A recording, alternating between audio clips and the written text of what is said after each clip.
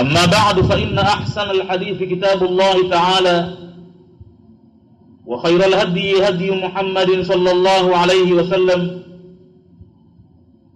وشر الأمور محدثاتها وكل محدثة بدعة وكل بدعة ضلالة وكل ضلالة في النار. اللهم إنا نعوذ بك من عذاب النار. tukiendelea na kitabu al-janaiz, yani ahkamu al-janaiz, tulifikia katika sehemu ya 73 katika ukurasa 108. Sehemu hii ya 73 tuliwahi kuianza, inasema katika mlango wa kusalia jeneza, wayaqifu al-imamu wara'a ra'si ar-rajul, na atasimama imamu wakati anasalia swala ya jeneza, yeye imamu atasimama nyuma ya kichwa cha mtu mwanamume. Kama maiti ni mwanamume, basi imamu atahakikisha kichwa kiko upande gani wa jeneza na atasimama nyuma ya kile kichwa. Wa wasatul mar'a, na ikiwa maiti ni mwanamke, imamu atasimama katikati ya mwanamke. Wafihi, na katika jambo hili dalili yake hadithani, ni hadithi mbili. Al-awwal, hadithi ya mwanzo, an Abi Ghalib al-Khayyat qala, ni kutokana na Abi Ghalib al-Khayyat amesema, shahidtu Anas ibn Malik salla ala janazati rajul, nilimshuhudia sahaba wa mtume bwana Anas ibn Malik radhiyallahu anhu akisali juu ya jeneza la mtu mwanamume. Faqama inda ra'sihi, basi sahaba huyo Anas ibn Malik akasimama mbele ya kichwa chake, yani katika sehemu ya kichwa nyuma yake, pale ndipo aliposimama yeye.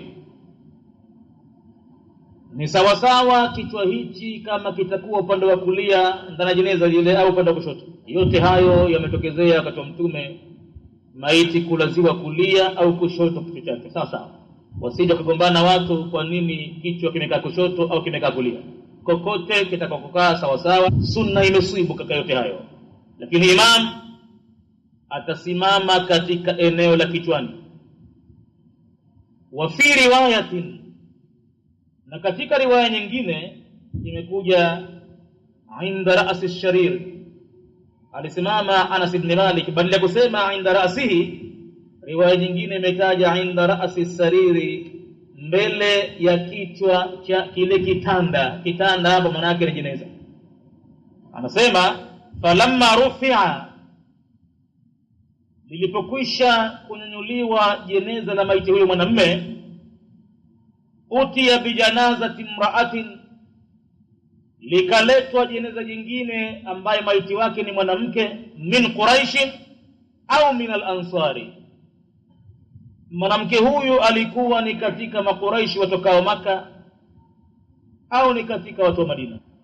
Faqila lahu, basi pakasema kuambiwa yeye Imam Anas ibn Malik, ya Aba Hamza, ewe baba yake Hamza, hadhihi janazatu fulana ibnata fulani, na hili vile vile ni jeneza la bibi fulani binti fulani. Fasalli alaiha, basi tunakuomba vile vile lisalie na hili vile vile. Fasalla alaiha, basi Anas ibn Malik akasalia maiti hiyo ya mwanamke vile vile. Faqama wastaha, na akasimama kwa mwanamke huyo katikati yake, yani katikati ya jeneza. Ndio mpango wa sunna ulipodhibitiwa hivyo. Wa fi riwayatin, na katika masimulizi mengine hadithi imekuja, faqama inda ajizatiha, akasimama kwenye sehemu ya nyonga yake, yani katika sehemu ya kiuno. Badala ya kusema faqama wastaha, riwaya nyingine imekuja inda ajizatiha, akasimama kwenye sehemu ya nyonga yake, yani kwenye kiuno. Wa alaiha, na juu yake maiti hiyo ya mwanamke, na'shun akhdar, ilikuwa imo ndani ya kitanda cha kijani, yani ile jeneza ilikuwa rangi ya kijani.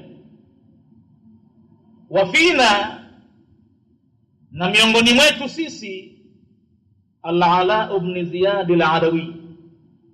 Wakati Anas ibn Malik anasalia vile, maiti wa kiume kaswali kwa kusimama kwenye kichwa, na maiti ya kike ameisalia kwa kusimama katikati yake, na kati yetu alikuweko bwana Ala ibn Ziyad al-Adawi.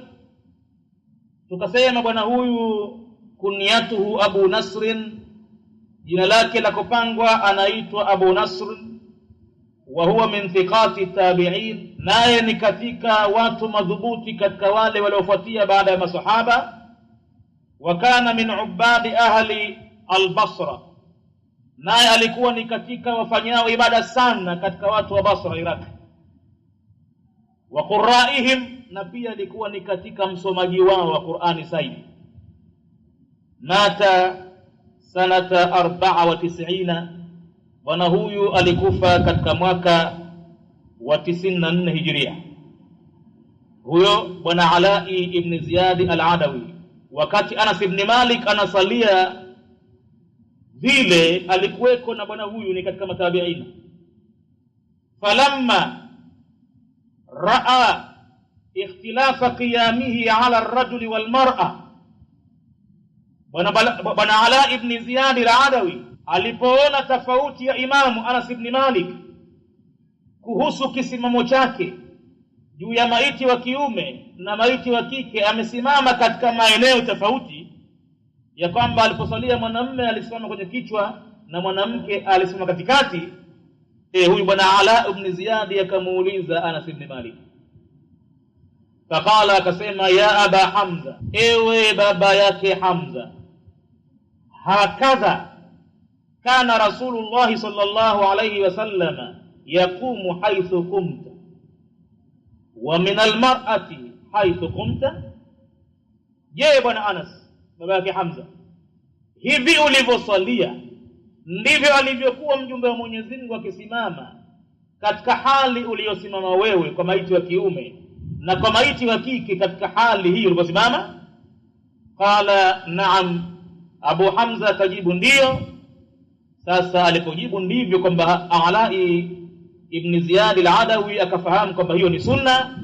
Qala, akasema huyu mwenye kusimulia hadithi hii, faltafata ilaina al-Ala, basi baada ya kujibiwa vile Ala akatugeukia sisi maamuma. Faqala, akasema, ihfadhu, uhifadhini huu mwenendo wa mtume, hifadhini. Tukawaambia na wenzetu vile vile. Inaonesha jambo hili lilikuwa kwa wengine halijulikani. Basi Ala ibn Ziyad akawaambia pale baadhi ya watu, uhifadhini mwenendo, mshauona huu imama anaposalia maiti ya kiume anakaa kwenye kichwa chini ya jeneza pale, na anaposalia maiti ya kike anakaa katikati yake. Uhifadhini mwendo huu. Akhrajahu Abu Daud, hadithi hii ameitoa Abu Daudi wa Tirmidhi wa hasanahu, na Tirmidhi akaitaja kuwa ni nzuri katika mapokezi, wa Ibn Majah wa Tahawi wa al-Baihaqi, na pia vile vile umeitoa hadithi hii Ibn Majah na Tahawi na Baihaqi wa Tayalisi kwenye rakam kadha, na Ahmad vile vile. Wasiyaqu lahu, na huu mtiririko wa maneno ni mtiririko alioutaja Ahmad. Akhrajuhu, wameutoa mtiririko huu wote maimamu hao kulluhum, wote wametoa min tariqi Hammam ibn Yahya, kutoka katika njia ya bwana Hammam ibn Yahya, an Abi Ghalib, ambaye yeye kapokea kwa bwana Abi Ghalib. Ghaira Abi Daud, isipokuwa Abi Daud tu hakuwemo kwenye orodha hii. Fa akhrajahu min tariqi Abdul Warith, yeye Abi Daud kaitoa hadithi hii katika njia nyingine ya Abdul Warith, wa huwa ibn Sa'id an-Nail ibn Sa'id, anhu amepokea kwake. Wakadha akhrajahu at-Tahawi fi riwayatin lahu mukhtasaran, na vile vile hadithi hii ameitoa at-Tahawi katika njia hiyo hiyo ya Abi Sa'id, lakini akaitaja kwa ufupi wake. Wa isnaduhu min at-tariqayn sahihun, na mategemezi kutokana na njia zote mbili ni sahihi. Rijaluhuma rijalu sahihaini, watu wake walioitaja hadithi hii ni watu wanotajwa katika sahihi mbili ya Bukhari na Muslim. ghaira Abi Ghalib, isipokuwa Abi Ghalib hakuwemo katika orodha hiyo, lakini wa huwa thiqatun kama fi takribi, na yeye Abi Ghalib ni katika watu madhubuti kama alivyotajwa kwenye kitabu cha takribi lilhafidh ibn Hajar. Kitabu hicho ni cha bwana Hafidh ibn Hajar, lakini anasema Albani, fala ajabu, jambo la kustaajabisha, minhu, kutokana na yeye huyu Hafidh ibn Hajari, dhakara fi sharhi alhadithi, ametaja katika uchambuzi wa hadithi alati itakayokuja baadaye, hadithi ambayo an Samuratan, kutokana na sahaba bwana Samura, ameitaja min al-Fathi, kutokana na kitabu cha Fathu, anna al-Bukhariya, ya kwamba Imam Bukhari ashara ila tadhifi hadha al-hadithi, ameashiria kwenye udhaifu wa hadithi hii, na ilhali huku nyuma tumeona masnadi yake kwamba ni sahihi. Yeye Ibn Hajar akaashiria kwamba Bukhari ameashiria kwamba hadithi ni dhaifu, thumma sakata, kisha akanyamaza kimya Ibn Hajar ala dhalika, juu ya maneno hayo, walam yataaqabahu bi shay'in, na wala hakuweka nyuma yake maneno mengine yoyote kwamba wako walioipata hadithi hii kwa njia iliyokuwa sahihi na kadha kadha. Hakueleza kitu, akataja tu kwamba Bukhari ameashiria udhaifu wa hadithi hii bila ya kuweka maneno mengine kwamba kuna maimamu wengine wameipata katika njia iliyokuwa sahihi. Wa riwayatu thaniyatu lit-Tayalisi, na masimulizi mengine ni ya bwana Tayalisi wal Baihaqi min tariqi Ahmad, katika njia ya bwana Ahmad bibi. Wa riwayatu thalitha, na riwaya tatu li Abi Daud ni ya bwana Abu Daud, wa hiya inda almadhkurina, nayo mbele ya wale waliotajwa wote hapo nyuma, binahwiha, imekuja mfano wa hadithi hiyo, duna lafdhin akhdar, isipokuwa tamko moja tu halikuwemo, tamko la kwamba jeneza lile lilikuwa rangi ya kijani alilosaliwa mwanamke yule, isipokuwa tamko la akhdar halikuja, lakini imekuja hadithi hiyo kama ilivyotajwa hadithi ya mwanzo. Halafu akaandika maneno Albani chini kwenye nambari 2, ambayo ni maneno marefu, yatakwenda mpaka katika peji ya pili huku, peji ya 110, lakini ni vyema tuyapitie kidogo kwa sababu uko muhimu ndani yake. Uko muhimu ndani yake katika jambo hili la kusimama imamu wakati anaposwalia jeneza la mwanamume, kusimama kwenye kichwa cha mwanamume, na anaposwalia mwanamke kusimama katikati yake. Uko umuhimu wa maneno hayo kwa sababu atataja baadhi ya wanaotia ila riwaya hiyo, na wakataja sababu zao kwamba iko sababu kadha kadha kadha. Sababu hiyo Albani anaikataa kabisa kabisa kwa dalili nzito. Anasema Albani, qultu, mimi hapa nimesema maneno, wa inda Abi Daudi ziyadatun ukhra, mbele ya masimulizi ya Abu Daudi kuna ziada ya maneno nyingine imekuja katika hadithi hii. Ziada ya maneno hiyo la budda min dhikriha, Albani anasema hapana budi tuitaje hapa, wa bayani haliha, na kubainisha hali yake ziada hiyo, wa hiya, na ziada yenyewe ni haya maneno yafuatayo. Abi Daudi amesimulia hadithi kisha akasema, wa qala Abu Ghalib, na akasema Abu Ghalib, fasaaltu, basi mimi niliuliza, an san'i Anas fi qiyamihi ala almar'ati inda ajizatiha, kuhusu kufanya kwake Anas ibn Maliki kusalia jeneza la mwanamke akasimama katikati yake, nini maana yake? Abu Ghalib anasema niliuliza mambo hayo. Alipouliza anasema fahaddathuni, watu wakanihadithia mimi, annahu, amefanya vile Anas ibn Maliki kusimama katikati ya mwanamke, inma kana, hakika ilikuwa vile, liannahu lam takuni nuushu, kwa sababu ilikuwa hakuna jeneza wakati ule aliposaliwa mwanamke yule, ilikuwa maiti kwa hivi hivi kwenye sanda tu kaikwa chini pale, kwa hivyo kaswaliwa vile. Sasa Anas aliposimama katikati yake, wanasema kwa sababu hii ifuatayo, fakana yakumu al-imamu hayala ajizatiha, basi ilikuwa anasimama imamu kwa kuzingia katika eneo la katikati yake yule maiti wa kike. Madhumuni yake yasturuha min alqawmi, ni kumzingia kutokana na watu walioko nyuma. Hiyo ndiyo maana ya kusimama imam katikati yake. Anasema kwamba haikuwa maiti imetiwa ndani ya jeneza, kwa kuwa ni maiti ya kike na mambo ya mwanamke ni ya kustiriwa, hata anapokuwa maiti yake pia stiriwe. Basi imam amesimama katikati yake ili kuwazingia watu wasije kakashifu ile maiti ya mwanamke katikati yake, pengine sanda zile nyembamba na maiti pengine mwili wake mkubwa ikawa anaonekana baadhi ya mwili wake. Kwa hakika hii sababu walioitaja hao waliomjibu huyu bwana Abi Ghalib ni sababu inayoonyesha ya kwamba kufanya vile sio kuwa ni sunna ya Mtume, bali kufanya vile ilikuwa imamu anamzingia mwanamke.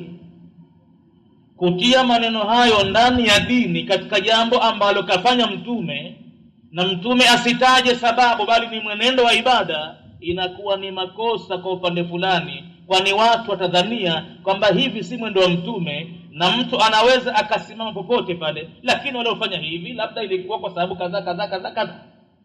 Hapa Sheikh Muhammad Nasruddin Albani kwenye kitabu hichi tunachokisoma Ahkamu Janaizi anasema fahadha ta'lil mardudun, sababu hizi zinazotajwa hapa ni sababu zenye kurejeshwa nyuma, hazikubaliki. Yani imam si kama aliswali nyuma ya maiti wa kike kwa kusimama katikati yake kwamba labda anawazingia watu wasimuone, na atazingia vipi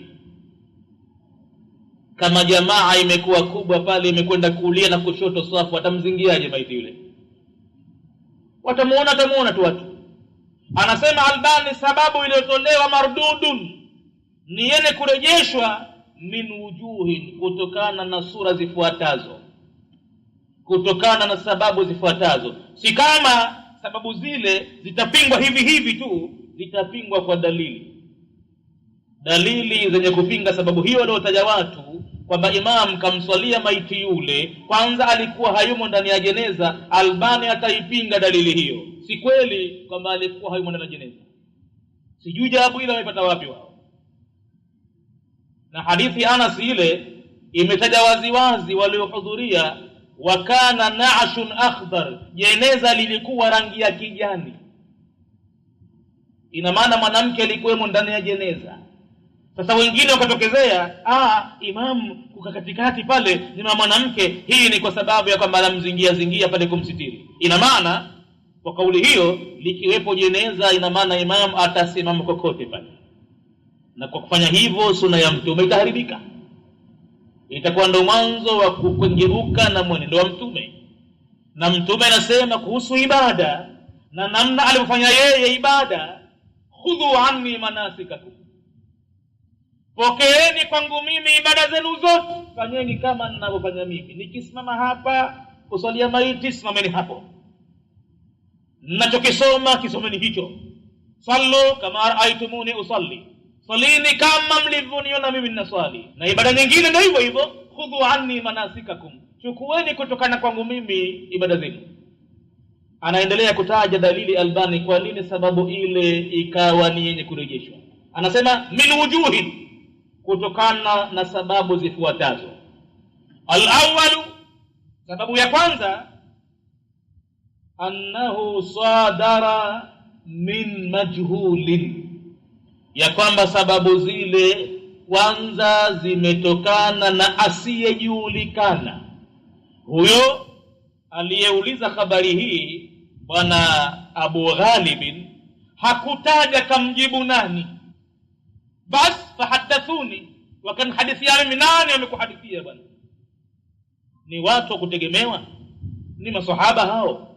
Ni matabiina katika thika, au ni watu tu? Jambo la kwanza anasema Albani, sadara min majhulin, jambo lenyewe limetokana na asiyejulikana.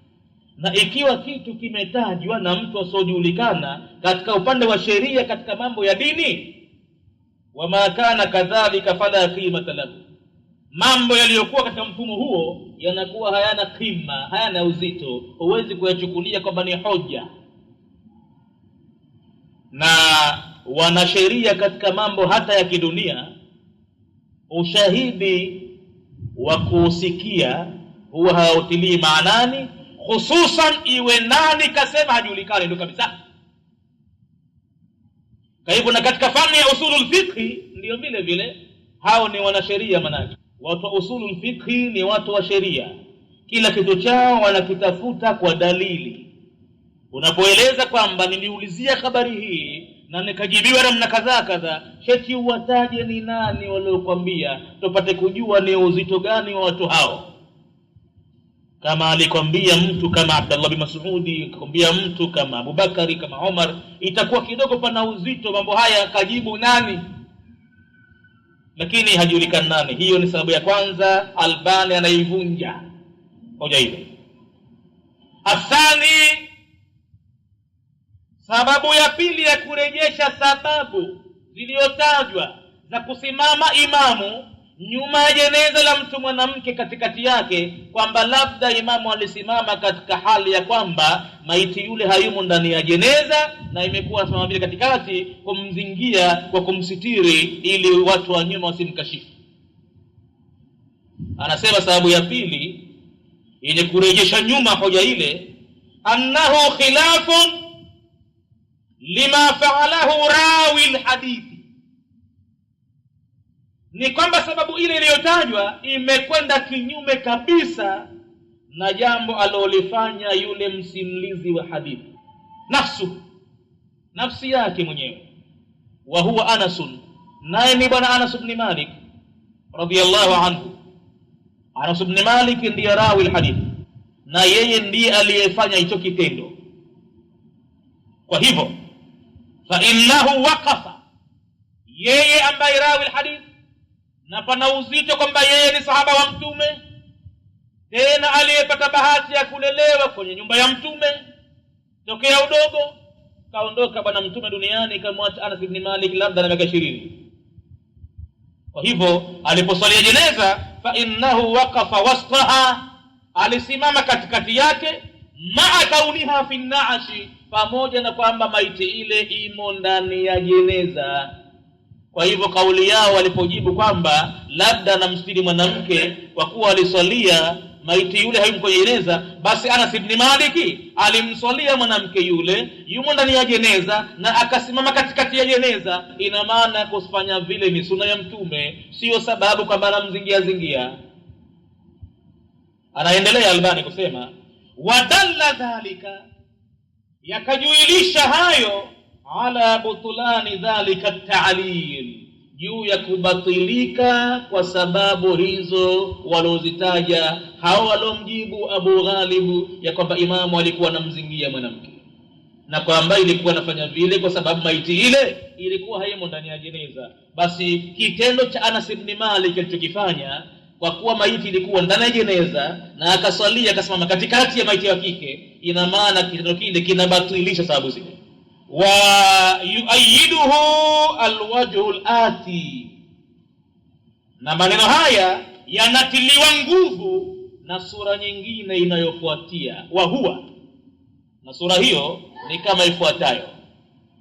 Athalithu, sababu ya tatu yenye kupinga hayo, annahu khilafa ma fahimahu alhadiruna, vile vile itakuwa ni kinyume na walivyofahamu wale waliohudhuria ile maiti ya mwanamke wakati Anas ibn Malik ndio imam, na wakati ule bwana Alai ibn Ziyadi alipomuuliza Anas ibn Malik na Anas akajibu ndio kwamba huyu ni mwana wa mtume, ina maana waliohudhuria pale walifahamu kitu pale kwa ni sunna ya mtume ile. Sasa kama utatuambia kwamba imamu alikuwa anamzingia maiti ya kike kumsitiri, itakuwa ni kinyume na walivyofahamu waliohudhuria li salati Anas, waliohudhuria ala sala ya Anas ibn Malik. Wa minhum, na katika hao waliohudhuria sala ile, Al-Ala ibn Ziyad al-Adawi, ni yule bwana Alai ibn Ziyad al-Adawi tulomtaja nyuma, kunia yake ni Abu Nasr. Yeye min thiqati tabi'ina, ni katika matabi'ina madhubuti sana. Kwa hivyo fa innahu lamma istafhama min Anas hadhihi sunna, bwana Ala ibn Ziyad al-Adawi alipotaka kujua, alipotaka kufahamu kutoka kwa Anas sunna hii, kwamba ndivyo mtume alivyokuwa akifanya hivi, mbona ninaona jambo jipya leo mie? Kaja maiti mwanamume hapa, umeswali ukaswalia ukasimama nyuma yake, nyuma ya kichwa chake. Lilipoondolewa jeneza la maiti wa kiume, akaletwa mwanamke, ukaambiwa hii ni maiti ya bibi fulani binti fulani, mswalie vile vile. Anas, nilikuona unasimama katikati yake. Je, hivi ndivyo alivyokuwa anasimama mtume kuswalia majeneza? Anas ibn Malik alijibu ndio. Alipojibu ndio, iltafata ila ashabihi, huyu bwana Ala ibn Ziyad al-Adawi aliwageukia wale wenziwe, waqala lahum, na akasema kuwaambia wao, ihfadhu, jamani wahifadheni mwendo. Anajibu Anas ibn Malik kwamba huu mwendo wa mtume. Kwa hivyo kitu kizito cha kupokelewa pale ni kwamba kusimama vile ni mwenendo wa mtume. Kama kuna sababu, basi mtume alikuwa anazijua za ndani zaidi na hakuzitaja. Sasa mtume kama hakuzitaja sababu zote zile, basi watu wasivumue kwa kichwa chao, wachukulie kwa ule ni mwenendo na sababu zikae upande kwanza, ili watu wasije kuchukulia kwamba jambo la upuuzi, kwamba si sunna ya mtume, bali ni kutokana na sababu kadha kadha kadha. Na sababu hizo kama hazipo, ina maana mtu atasimama popote pale na itakuwa sunna ya mtume imeharibika. Anasema Albani sasa, falau kanat muallalatun bitilka al-illa, laitani mwenendo ule ulikuwa umetolewa sababu kwa sababu zile walotaja wao, allati taudu ala sunnati, sababu ambazo zinarejea juu ya mwendo wa mtume, bil ibtali, kubatilisha mwendo wa mtume, kwamba la, si sunna ya mtume hiyo, bali maiti pale alikuwa anazingiwa tu. Laiti ingelikuwa zimetolewa sababu zile, basi la mahtamma al-Ala, asingefanya umuhimu, asingejihimiza bwana Alai biha hadha al-ihtimami, kwa jambo lile umuhimu kama huu wa kuulizia al-baligh, umuhimu ambao suala lake lilikuwa limekwenda mbali mno. Baada ya kuuliza na kujibiwa, anawaambia watu hifadhini mwenendo huu. Asingefanya umuhimu wote ule kama ingelikuwa sababu nyingine zile. Wa amara ashabahu bihifdhiha, na akawaamrisha watu wake wahifadhi mwendo ule. Wa hadha dhahirun, na hayo ukiachunguza utakuta yako wazi wazi. Walhamdulillah, Albani anasema kwa kuwa mambo yenyewe yako wazi wazi, anamshukuru Mwenyezi Mungu kwamba haiwezi kupita hoja hapo ikaleta mambo mengine. Ingelikuwa ni kwa sababu ya kustiriwa maiti mwili wake, basi asingejihimiza Ala ibn Ziyad kuulizia suala lile. Anasema Albani, hawakugeukia jamhuri ya wanavyuoni kwenye sababu zile, kwenye tafsiri zile, wamezitupilia mbali wanavyuoni jamhuri, yani wengi wameziwacha kwamba hazina maana, kwamba maiti kazingiwa tu, alikuwa hapo ndani ya jeneza, na kwamba kufanya hivi si sunna mtume. Sababu ile wameitupilia mbali maulama. Fadhahabu, jamhuri ya wanavyuoni ikenda kwa pamoja kwenye rai, ila ma dalla alayhi alhadith, kwenye jambo lililotolea dalili hadithi, min alwuqufi inda ra'si arrajuli, kwamba ni kusimama nyuma ya kichwa cha mwanamume, wa wasati almar'a, na kusimama katikati ya mwanamke, kwamba hiyo ni sunna ya mtume. Na katika hao waliokubaliana na hayo, wa minhumul Imam Shafi'i, katika hao ni Imam Shafi'i, anasema kwamba ni sunna ya mtume hiyo. Mwanamume akiswaliwa, imamu atasimama kwenye kichwa chake na mwanamke katikati. Na miongoni mwao mwanafunzi wake Shafi'i, Ahmad ibn Hanbali, na miongoni mwao vile vile Ishaqa, kama fi al-Majmu', kama ilivyotajwa hayo kwenye kitabu cha Majmu' kwenye sahifa nambari kadha. Qala ash-Shawkani, vile vile akasema Imamu Shawkani kwenye kitabu chake Nail al-Awtari, akasema wa huwa al-haqq, na hivyo ndiyo haki.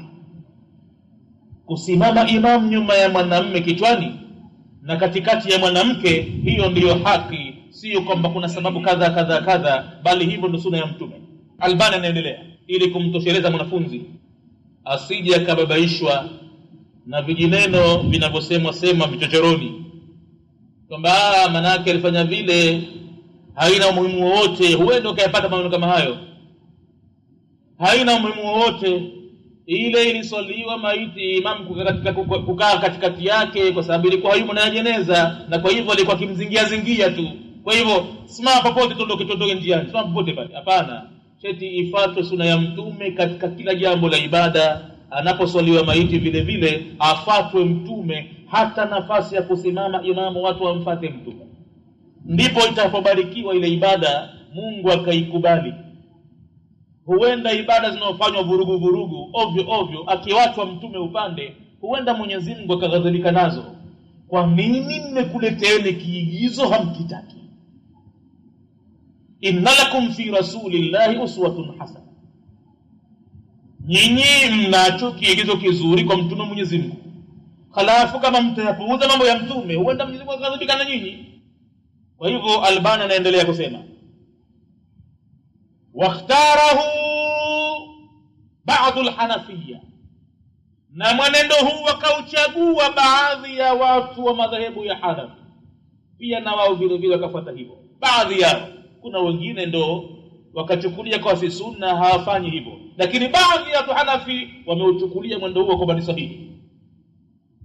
Bal huwa qaulun li Abi Hanifa, wakilia mbali watu wa Hanafi, bali hiyo ndiyo kauli ya mwenyewe Imam Abu Hanifa. Yeye pia akasema hivyo, kauli yake hasa kwamba maiti wa kiume imamu asimame kichwani kwake na maiti wa kike imamu asimame katikati yake, kama fil hidayati, kama ilivyokuja kwenye kitabu cha Hidayah. Wa Abi Yusuf aidan, na hata mwanafunzi wake Abu Hanifa bwana Abu Yusuf naye vile vile amesema hivyo hivyo, kama fi Sharh al-Maani, kama ilivyokuja kwenye kitabu Sharh al-Maani للإمام الطحاوي.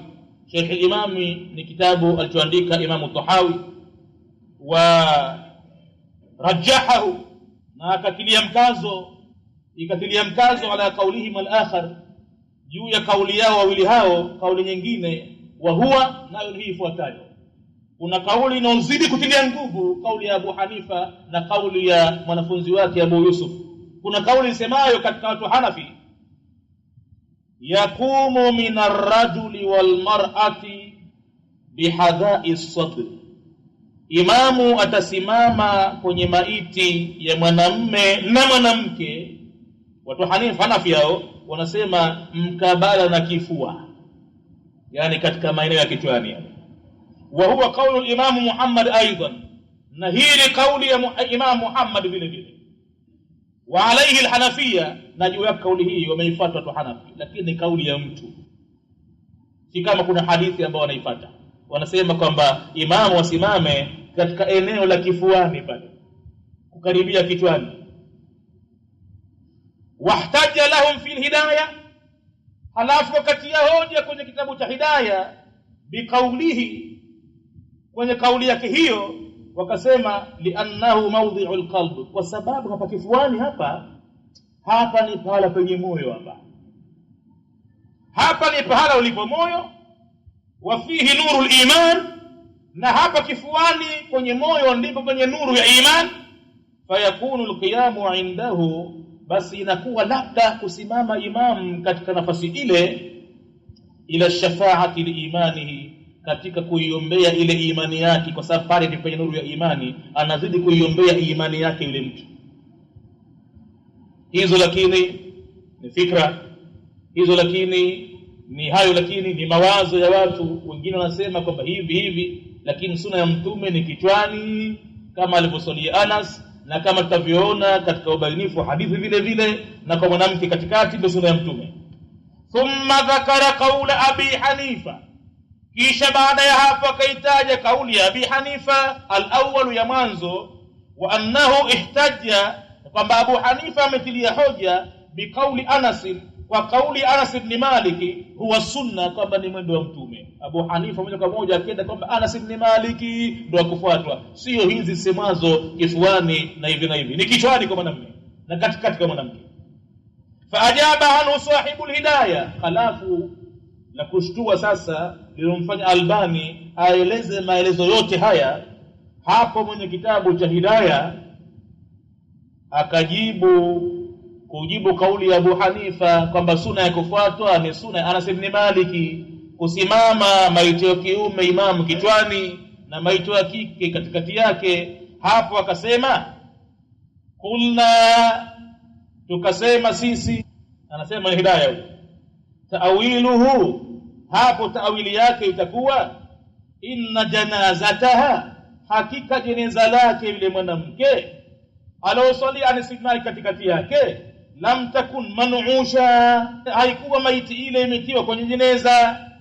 Fahala bainaha wa bainahum, ndio maana akazingia baina yake yule mwanamke na baina ya watu. Hayo maneno ndio yalomshtua Albani, akaeleza haya yote kupinga fikra zile, kwa sababu hivyo imekuja kwenye vitabu vya maulama wakubwa kama huyo sahibul hidayah, ni imamu mkubwa sana huyo, ameeleza kwa sababu hiyo. Alafu baadaye Albani anaipinga kama ifuatavyo. Naam, maneno hayo Albani anayajibu kwa mara ya mwisho, anamalizia kusema hivi, anasema qultu qad arafta, msomaji umekwisha tambua.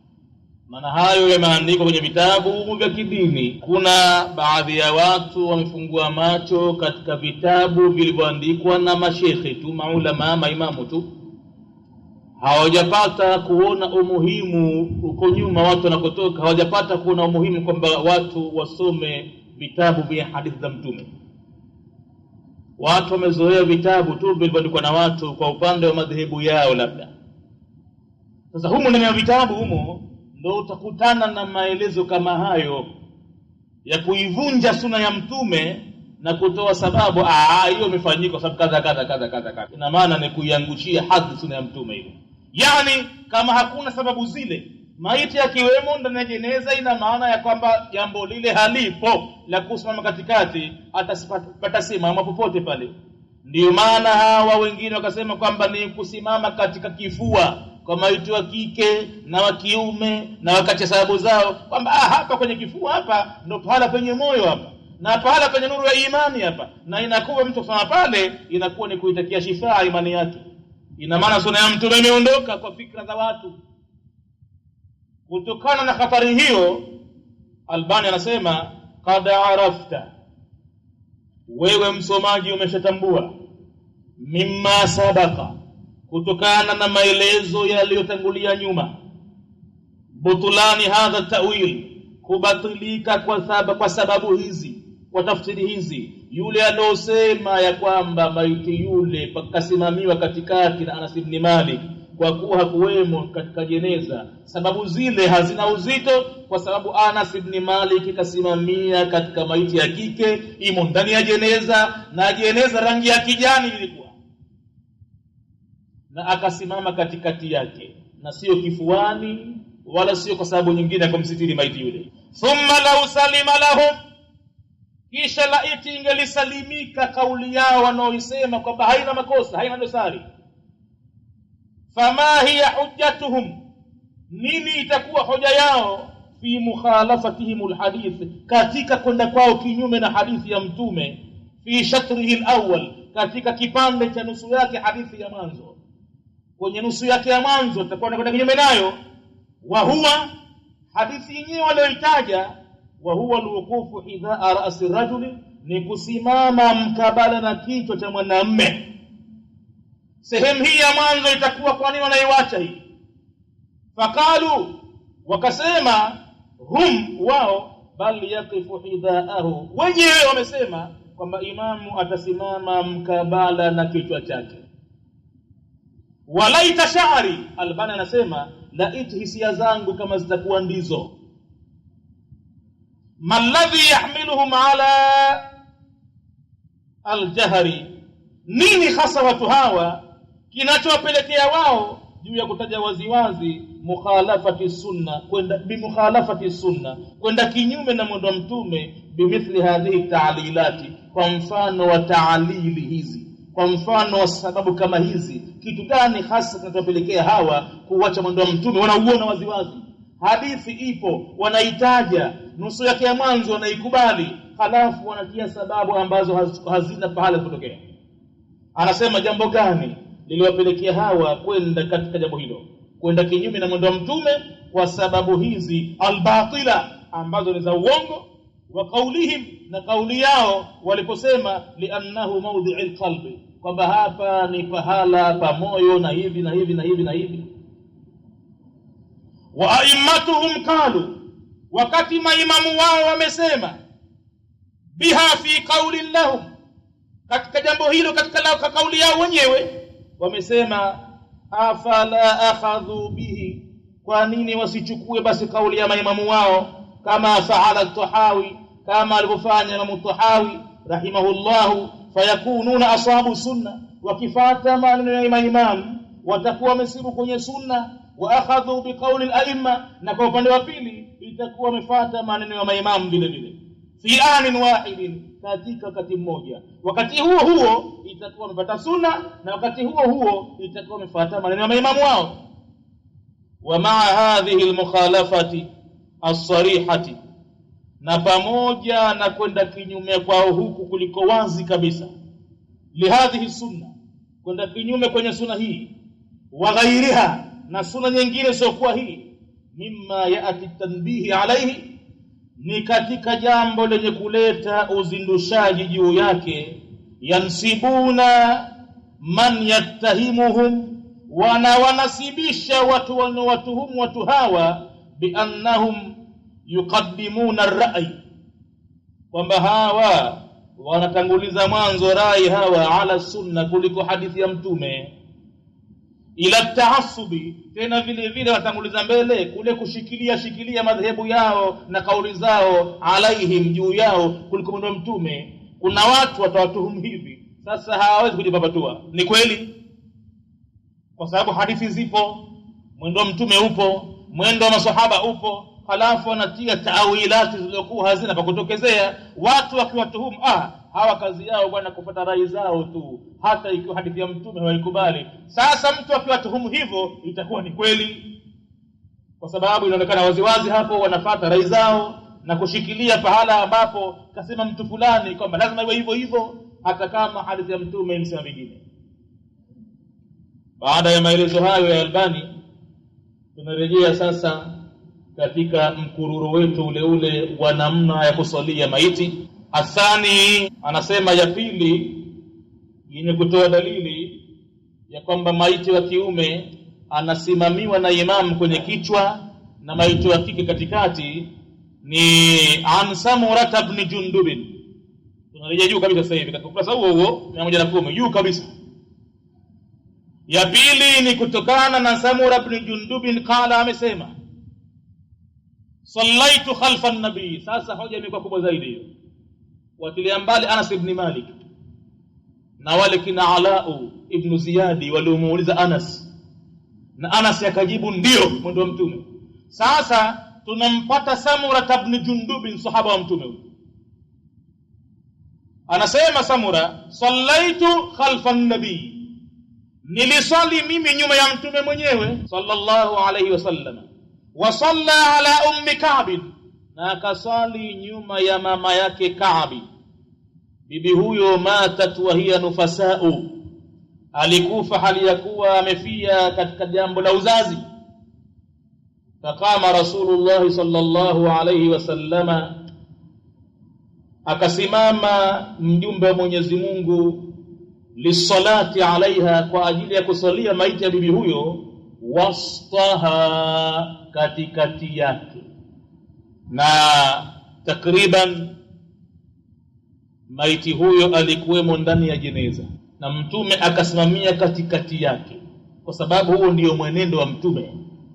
Ndio maana Anas ibn Malik alipoulizwa na Ala ibn Ziyad al-Adawi hivyo unavyofanya ni mwendo wa mtume? Akajibu ndiyo, kwa sababu ni kweli kabisa. Samura bin Jundub anasema kwamba mimi nafsi yangu meswali pamoja na mtume, maiti wa kike, mtume anasimama nyuma yake, maiti ile katikati yake. Hadithi hiyo ya bwana Samura akhrajahu al-Bukhari wa Muslim wa siyaqu lahu, na mtiririko wa maneno ni wake yeye Muslim, wa Abu Daud wa Nasa'i wa Tirmidhi wa sahahu Ibn Hibban akaisahihisha hadithi hiyo, wa Ibn al-Jarudi wa Tahawi wal Baihaqi wa Tayalisi wa Ahmad. Wal hadithu wadhihu ad-dalala, Albani anasema hadithi hii ya Samura ni yenye uwazi wa dalili, ala anna sunna, juu ya kwamba mwendo wa mtume, an yaqifa al-imamu hadha wastil mar'a, ni kusimama imamu mkabala na katikati ya maiti mwanamke. Wa huwa bimaana hadithi Anas, na kitendo hichi ndiyo maana ya hadithi Anas. Jawabu alojibu ndiyo maana yake hii. Inda ajizatiha, kwenye hadithi Anas imekuja kauli inda ajizatiha, yani imamu anasimama mbele ya nyonga yake, na nyonga ni katikati manake, kiuno ni katikati manake, badala ya kutumia tamko la wasfaha anatumia ajizatiha. Bal hadha mimma yaziduhu wuduhan, bali hii hadithi imekuja hapa ni katika ile kuzidisha ule uwazi wake. Wengine hawatofahamu ajiza ni kitu gani, lakini ukitaja katikati yake ina maana kwamba ni katikati.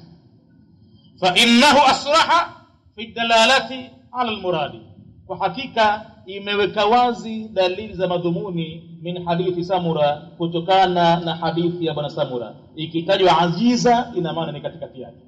Baada ya hapo, baada ya kifungu hicho cha kusalia maiti wa kiume na kike na nafasi ambayo anatakiwa asimame imam, sasa tunaingia kwenye kifungu cha 74 katika salatu wal janaiz.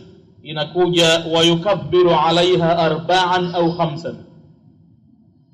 Imamu amekhiarishwa wakati anasalia maiti, anaweza akatoa takbira juu ya maiti ile 4 kama tulivyozoea na kama zilivyothibiti hadithi nyingi kwa hakika, au khamsan, au takbira 5, ila 9 takbiratin, kuendelea hapo 6, 7, 8 mpaka kufikia 9. Dalili zimetaja kwamba wako watu wamesaliwa kwa takbira 9. Kullu dhalik, yote hayo kuanzia takbira 4 mpaka 9, thabata anin nabii sallallahu alayhi wasallam, imethibiti kutokana na mjumbe wa Mwenyezi Mungu sallallahu alayhi wasallam. Fa ayyuha fa'ala, yoyote katika hizo atakazofanya imamu, ajizaahu, itakuwa imemjuzia kuanzia takbira 4 mpaka 9.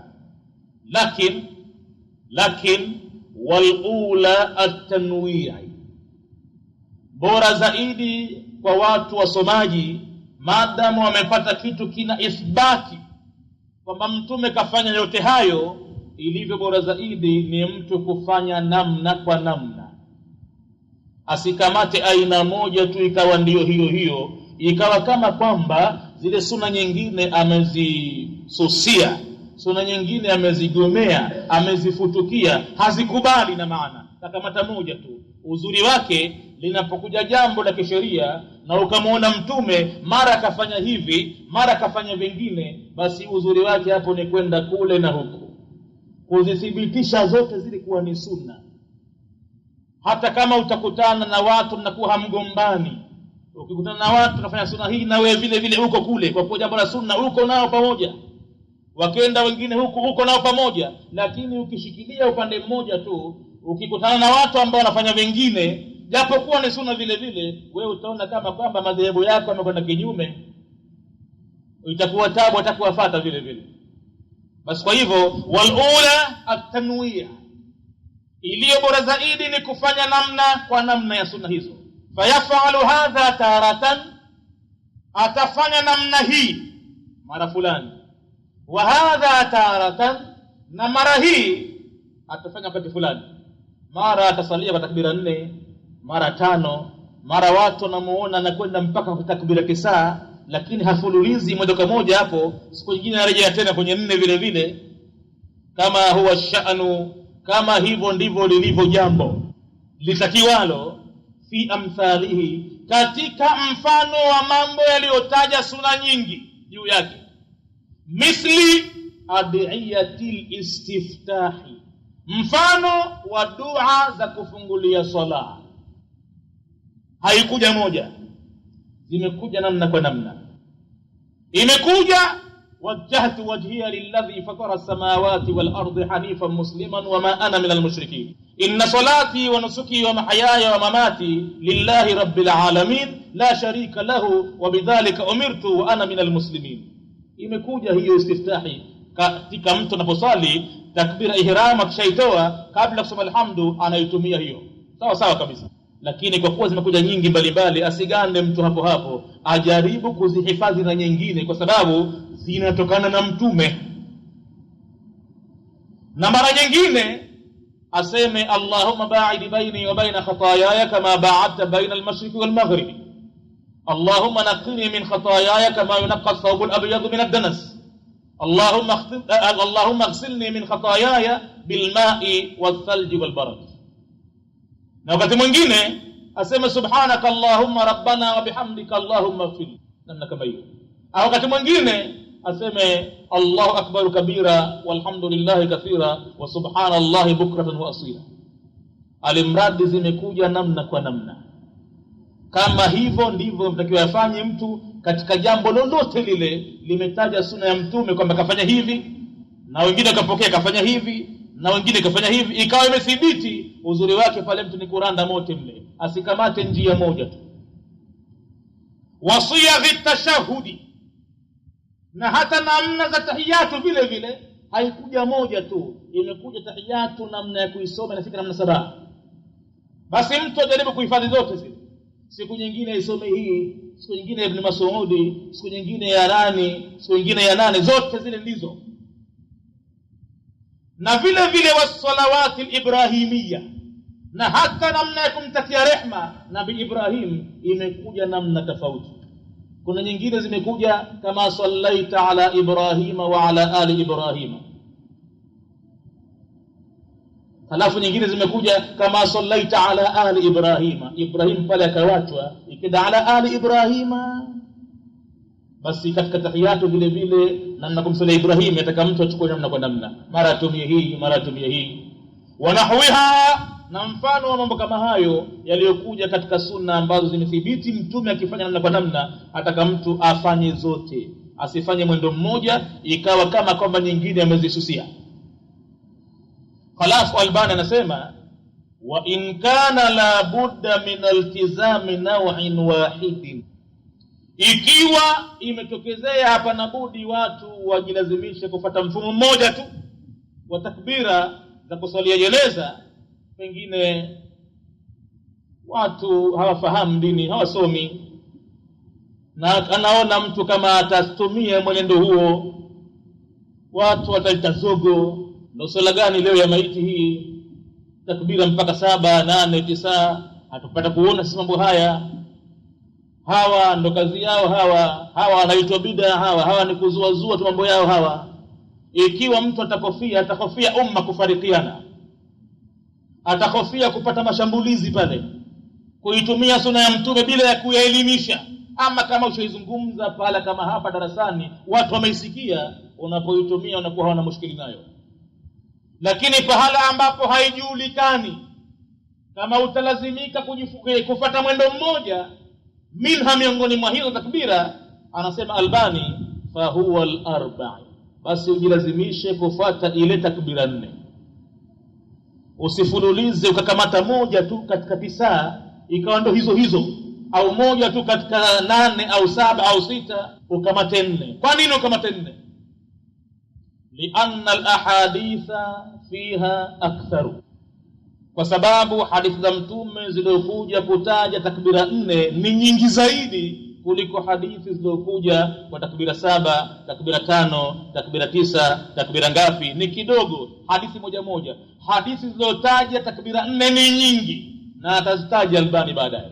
Wa ilaika bayanu dhalik, Na kwako wewe ufuatao sasa ni ubainifu wa hayo, kwamba hadithi ziliotaja takbira 4 ni nyingi, ingawa zimekuja nyingine zikataja zaidi takbira 4, lakini moja moja tu, lakini 4 ni nyingi. Kwa hivyo ukikamata mwendo huo, si kwa sababu ya kususia sunna nyingine kwamba sio sunna, bali unatumia hikma ya kidini mpaka hapo utakapoelimisha watu, ukawakamatisha vitabu, wakakamata vitabu kwa mikono yao, ikawa unasema maneno na wao wanayaona, wakakuona kumbe si mzushi, kumbe imeandikwa hivi, basi na wao wakawa tayari kuifuata. Hapo sasa tayari.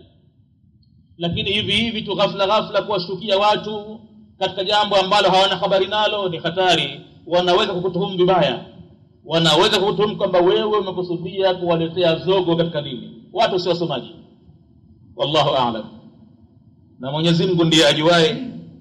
Tunawacha hapo kwanza, tutakuja katika darasa ifuatayo kuziingia hizo hadithi sasa. Wa ilaika bayanu dhalika, tutaanza hapo kwenye alifu. Alhamdulillahi rabbil alamin, wassalatu wassalamu ala rasulillahi Muhammadin sallallahu alayhi wasallam. Rabbana taqabbal minna innaka antas samiul alim, wa tub alayna innaka antat tawwabur rahim. Rabbana atina fid dunya hasana وفي الآخرة حسنة وقنا عذاب النار.